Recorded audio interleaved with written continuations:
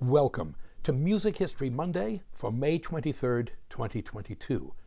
I'm Bob Greenberg, and the title for today's podcast is Beethoven and the Human Voice. If you haven't already, please consider joining me on my subscription site at patreon.com/RobertGreenbergMusic, where I blog, vlog, podcast, pontificate, review, and bloviate 4 to 6 times a week. We mark the premiere on May 23rd, 1814, 208 years ago today, of Ludwig van Beethoven's one and only opera, Fidelio, at the Kärntnertor Theater in Vienna. While Beethoven, 1770 to 1827, had composed 2 preliminary versions of the opera, which had been performed in 1805 and 1806, it is this third and substantially different version that we will hear in the Opera House today. A Beethovenian red herring. It's an odd, but in this case, an applicable idiom, red herring. Literally, a red herring is, believe it or not, a red herring. A dried and smoked herring that's turned red due to being smoked.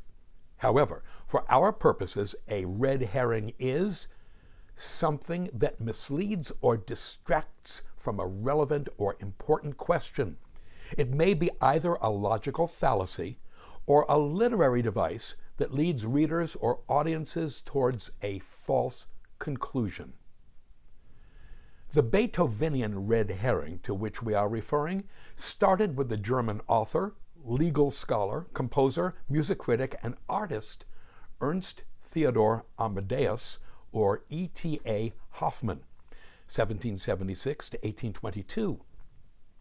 Hoffmann wrote a lengthy and frankly worshipful appreciation of Beethoven's instrumental music entitled Beethoven's Instrumental Music in 1813, when Beethoven was in his 43rd year.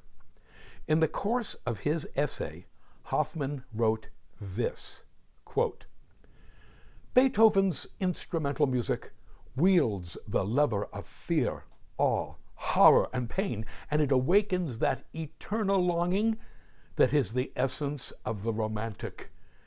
If he has had less success with vocal music, this is because vocal music excludes the character of indefinite longing and instead represents the emotions as described by words."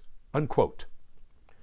Hoffmann's implication that Beethoven was inherently less successful as a composer of vocal music than of instrumental music ran like an open carbuncle through the Beethoven literature of the 19th century. By the 20th century, it had become an article of faith among many musicians who should have known better that Beethoven couldn't write properly for the voice because he could not compose vocal-styled or so-called lyric melodies. For example, at a Paris dinner party in 1922, Marcel Proust attempted to pay the 40-year-old Igor Stravinsky, who'd been living in Paris since 1920, a compliment by comparing him to Beethoven. This is how their conversation is recorded to have gone. "Doubtless you admire Beethoven," Proust adds. "I detest Beethoven." But Cher, surely those late sonatas and quartets? Worse than the others." Unquote. Oh, it was a witty and devastating rejoinder on Stravinsky's part, worse than the others. A rejoinder that displayed a verbal skill that the French have historically valued above all others. That skill? A facility for the clever put-down, what has been called the Gallic fine art of the exquisitely outrageous insult, a facility that for hundreds of years had been a necessary prerequisite for establishing one's intellectual credentials in the salons of Paris. The question we must ask is, did Stravinsky really feel that way about Beethoven, or was he just behaving in a manner French. Well, apparently, yes. In 1922, Stravinsky really did feel that way about Beethoven and his music, for reasons he explained 14 years later in his autobiography. Writing in 1936, the now 54-year-old Stravinsky described how, when he was young, he and his fellow Russian music students were smothered by all the attention and worship paid to Beethoven's works, as well as by, to quote Stravinsky, quote, Beethoven's famous Weltschmerz, which was forced upon us at the same time. I was disgusted by this intellectual and sentimental attitude. It alienated me from Beethoven for many years, unquote. Stravinsky's alienation from Beethoven ended in 1924, just 2 years after the conversation with Proust, previously recounted. 1924 was the year that, in preparing to compose a piano sonata, Stravinsky studied a number of Beethoven's piano sonatas and, in the process, got his Beethoven religion.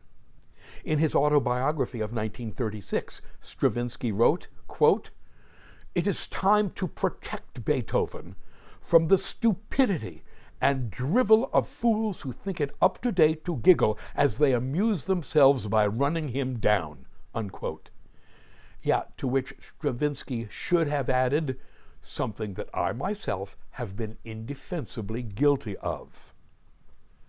Nevertheless, Stravinsky's rapprochement with Beethoven's music did not extend to a respect for Beethoven as a writer of lyric melody and therefore as a composer of vocal music.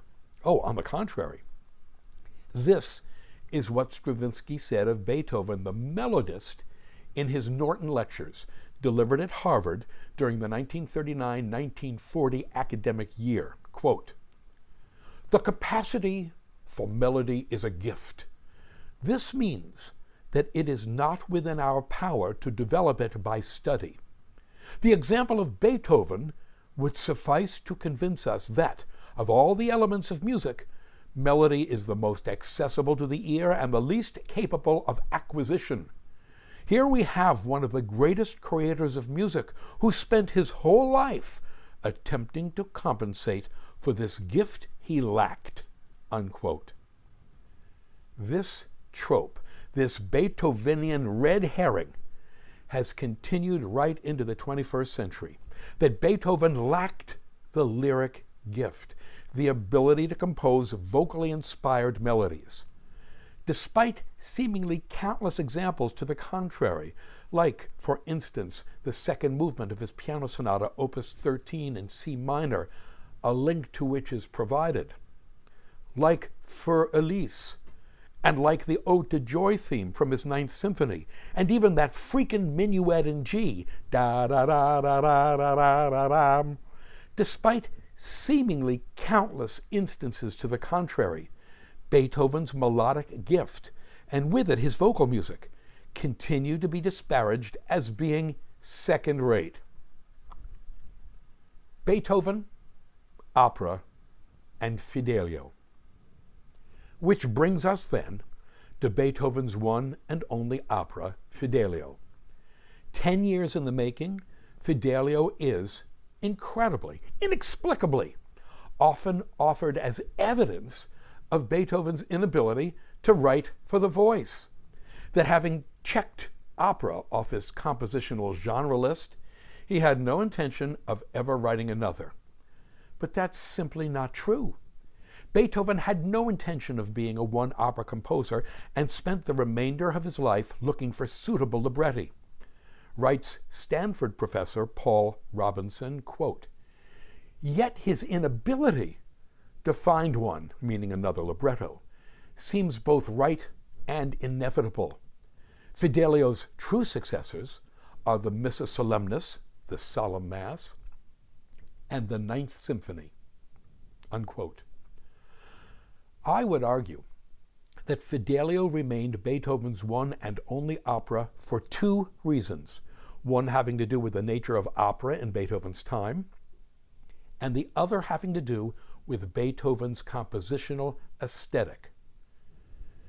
In Beethoven's day, as in ours, few artistic undertakings were more expensive than producing a new opera. The only way to make an opera a financial success was to put derrieres in seats, a lot of derrieres in a lot of seats. That meant rendering unto opera the conventions of opera, traditional storytelling aided and abetted by arias, recitatives, and ensembles in a fairly predictable manner. Unlike the piano sonata, or the string quartet, or even the symphony, opera in Beethoven's day was not a genre of music composition that gave itself to experimentation. Too much money was at stake, and audience expectations were too high. Now, you don't need me to tell you that Ludwig van was an unconventional person and composer, and became more so as he grew older. Post-1814, meaning after the premiere of Fidelio, I would suggest the mature Beethoven was, in fact, no more willing to submit to the operatic conventions as they existed at his time than the mature Jackson Pollock would have been willing to paint pretty landscapes a la Bob Ross. Secondly, there's Beethoven's compositional aesthetic, which is what E.T.A. Hoffmann and Igor Stravinsky incorrectly identified as Beethoven's inability to write lyric melodies. As already observed, Beethoven could write lyric melodies till the cows came home. But generally speaking, he wasn't particularly interested in writing music in which memorable lyric melodies, complete musical personalities unto themselves, were stated, restated, and restated again over the course of a movement. Rather, Beethoven was more interested in writing music that was in a constant process of becoming, in which simple, sometimes even banal melodic ideas, think the opening 4 notes of Beethoven's Fifth Symphony, only became complete musical entities over the course of a movement through the processes of variation and development. From mid-career on, Beethoven's works were, far more often than not, organic, always growing, changing, developing. This is a compositional mindset and aesthetic easily adapted to instrumental music, but antithetical with music for the voice, in which the music must follow the contours and expressive content of the words being set, rather than the abstract compositional notions of variation and development. E.T.A. Hoffmann got close to understanding this when he wrote, quote, "If he, Beethoven, has had less success with vocal music, this is because vocal music excludes the character of indefinite longing and instead represents the emotions as described by words," unquote. Where Hoffmann got it wrong was that Beethoven did not shy away from writing vocal music because he had had less success with it, but rather because his compositional proclivities lay elsewhere. But had he chosen to write songs and concert arias, and had he chosen to submit to the conventions of contemporary opera, I personally have little doubt that he would have experienced great success as a writer for voice. When we return in tomorrow's dot of Fidelio. Until then, thank you. To sample and download one or all of my many courses on subjects musical produced by the Great Courses / The Teaching Company, please visit my website at robertgreenbergmusic.com.